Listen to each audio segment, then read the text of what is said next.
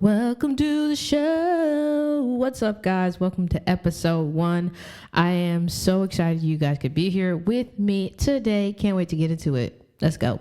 It's a podcast. Oh, yeah. Oh, yeah. Podcast. Oh, yeah. Oh, yeah. Podcast. Oh, yeah. Oh, yeah. Podcast. Welcome to the podcast.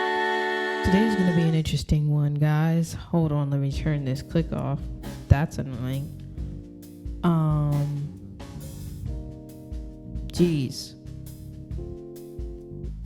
All right, so one of my biggest dilemmas I've been wondering about is whether to get a new computer for all my things.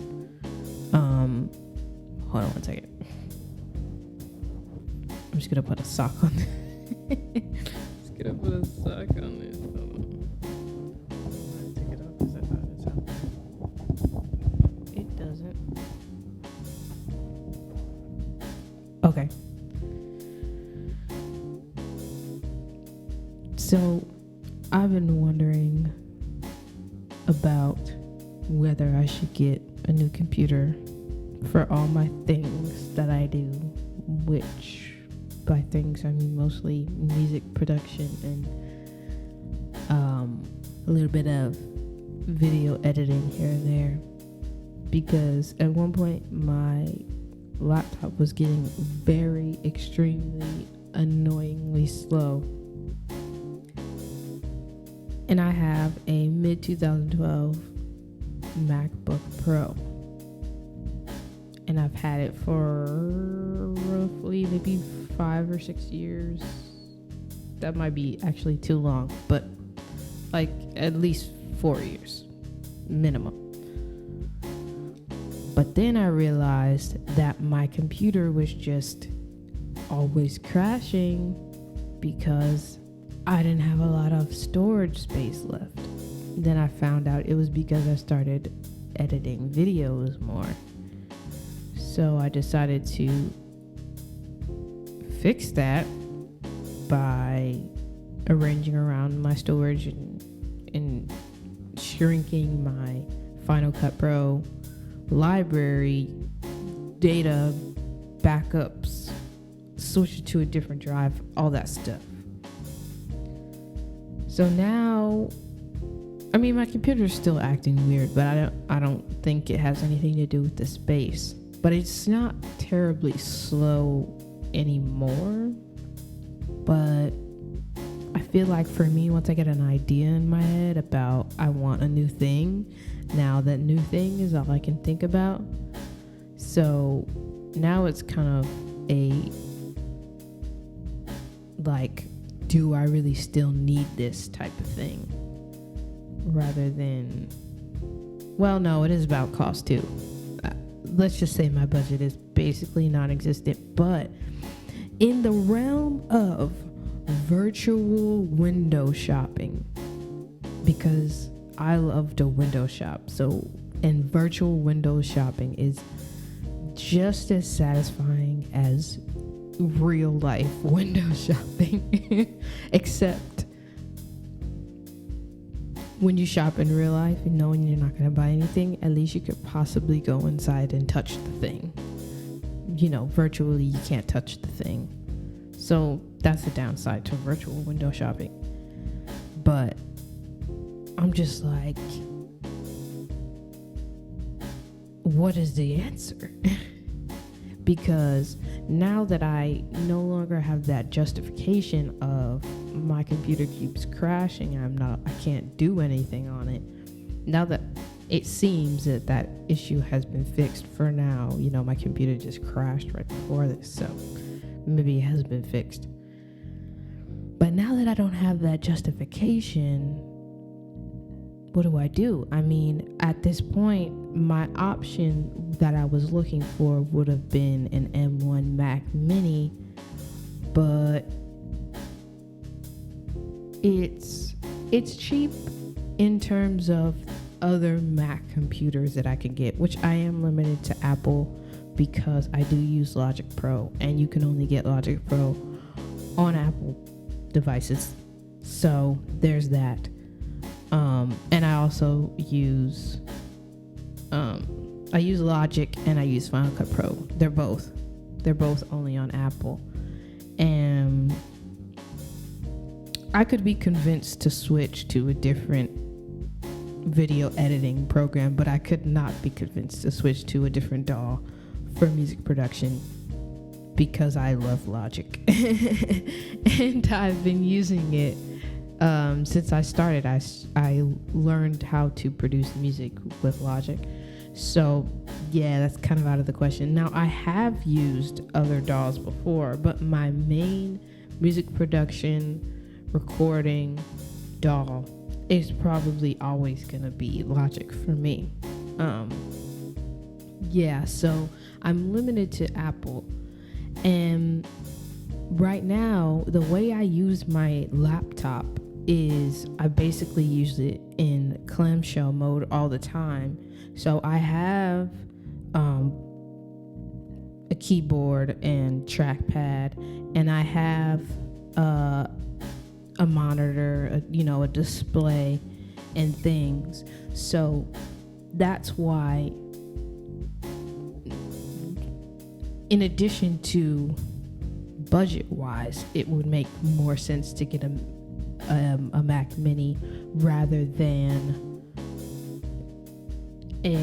what do you call the ones that they're like rather than an iMac? Is it an iMac? That shows how much I know. That's why it would make more sense to get either a laptop or a Mac Mini, or if I was a crazy person, a Mac Studio, rather than an iMac, because I already have all the accessories. And if I get an iMac, then I'm just gonna have these accessories and not doing anything with it, which is like wasteful. So the other reason that I'm thinking of getting the Mac Mini versus a different MacBook laptop would just be because right now I don't really use my laptop outside of my studio. Like, I basically use my laptop like you would use a Mac Mini, because I always have it closed. And of course, especially since I recently got an iPad a couple years ago, I definitely don't take my laptop outside. Now, it is convenient to have a laptop when I do leave the house with the intention of making music when I leave, even though there are programs that you can get on your phone and probably on the iPad too, but it's more hassle, in my opinion. It's more hassle to set it up. And on the phone, I mean, I use, the free apps like BandLab. I use it on my phone just for when I want to, either I'm bored or I have an idea in my head and I don't have my laptop with me. Then BandLab makes it really easy to be able to get ideas out. And truth be told, I've made full-size tracks in BandLab. But once I start adding some audio tracks, my phone is just terribly slow. Like, the playback is terrible. The playback is terrible. The recording is terrible. Then the latency is just,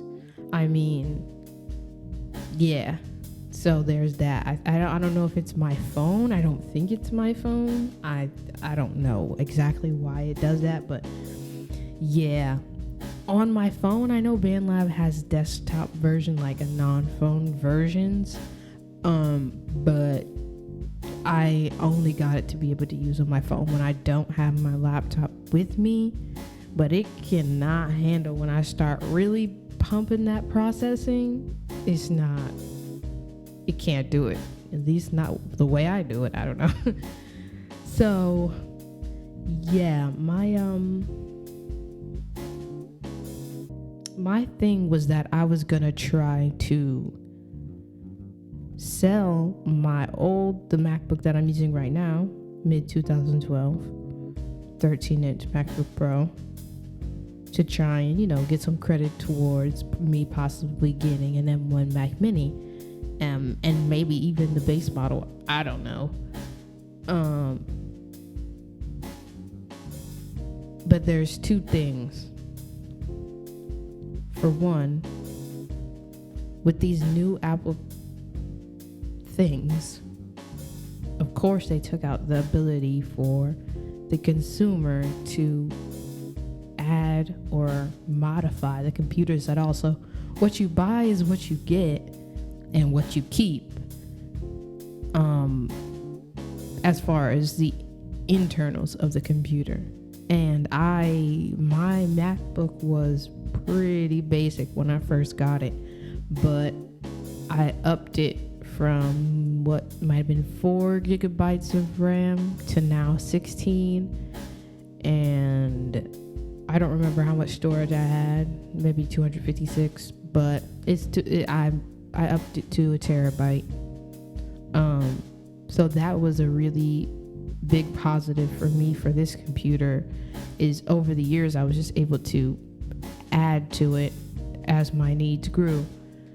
And to do that exact same thing with a Mac Mini or with a new MacBook would mean to buy it outright from the gate like that. And that's an extra $200 to $400. Probably even more than that if I wanted to make it all the way up to a terabyte of storage. But they have the things where you could, get external storage, which I have anyway. So I guess there's that. But yeah, so the issue is my MacBook's too old. So if I got a new computer, I either have to just sell it online somewhere or keep it, but I can't get any credit back from it from Apple themselves. They're not taking it, which, I mean, at this point I guess it's like 10 years old. In 2022 this laptop is 10 years old, so I guess I can understand why they wouldn't take it back, but dang. So now it's just a point of, okay, I have this MacBook. The issues I was having before aren't as prevalent as they were, because I fixed the storage issue seemingly. And my budget currently, my wants for a Mac Mini, it's just purely window shopping, virtual window shopping for me. Unless I was to do one of those things where you put $1 down and you do a payment plan. I have been known to be dragged into some payment plans when I just really wanted a thing. So it's not terrible if you can keep up with it. If you can't keep up with it, it's stress. 100% stress. But yeah, that's kind of like where I'm at. It's kind of like I have all the accessories that I would need for a Mac Mini. It's M1 chips faster, surely, than whatever is in my 2012 MacBook Pro. I might have to get the base model, but I can do external storage to keep all my projects on, which is pretty much what I'm doing now anyway. It's just that I just have the option for more storage inside of my computer is there, whereas with a base model, it'll be a quarter of that pretty much. I don't really need portability, but if I did need it, I guess I could just keep my MacBook Pro that I have, and when I'm really desperate to make music outside of my studio, I could just take the old MacBook. Am I talking myself into this? Oh, the other thing is that I have an iPad Air and I love it. And I'm really attracted to the idea of having a MacBook Air. but they're twice as expensive. Just at the base level, twice as expensive as a Mac Mini. Because I want to say the base level Mac Mini is like $699, so $700. A base level MacBook Air right now, I mean, is gonna be probably real close to $1,200 before warranties and things. So,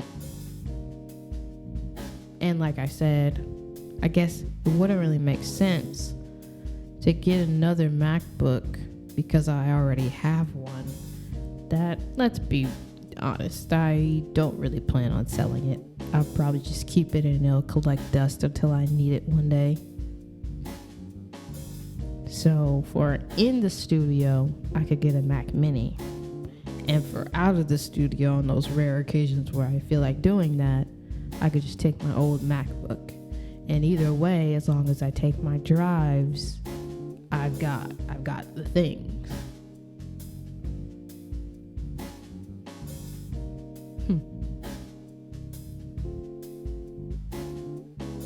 Well, guys, I think I just talked myself into getting a Mac Mini. I already wanted it, but I just talked it out with you guys. I just talked myself into it. So now all there needs to be done.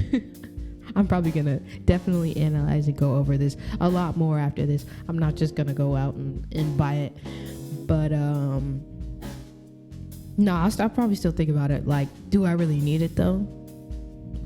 I don't know if I can justify paying. I mean, after warranties and everything, because you know they make you, and you should get warranties for this kind of stuff. And you know, Apple support and stuff, it helps. It's helpful. That's going to be like $800. I could use an M1 Mac Mini, not to mention the fact that it'll probably be way faster to edit on than what I have right now as far as using Final Cut Pro.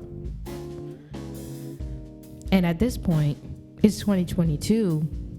Most things that I use, most plugins, even though I don't use a lot, whatever I get is probably going to be compatible with the M1 chip by now.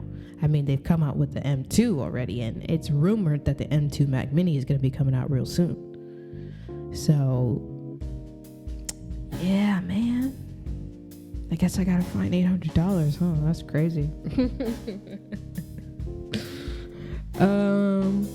Wow. Well, you know what? Thanks for I feel like that friend that goes to you for advice and then ends up just talking the whole time, and then at the end they're like, oh, thank you for helping me, like they figured it all out, and you're like, but I guess in some ways, you know, today I was that friend that just needed to talk it through with the illusion that another pair of ears were listening to me, but really I just worked through it for myself. So anyways, that's gonna be the end of this episode for today, guys. Yeah, it would be so cool if you guys want to follow me on my socials. I'd love to start a conversation with you guys. What are the things that you're thinking about in your brain that you're window shopping for? You're virtually window shopping or physically window shopping for?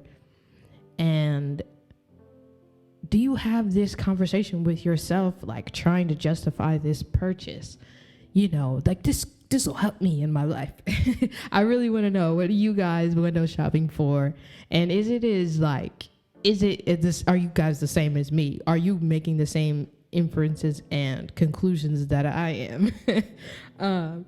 But yeah, I really appreciate you guys tuning in with me today. I can't wait to talk to you guys again. That's all. Bye.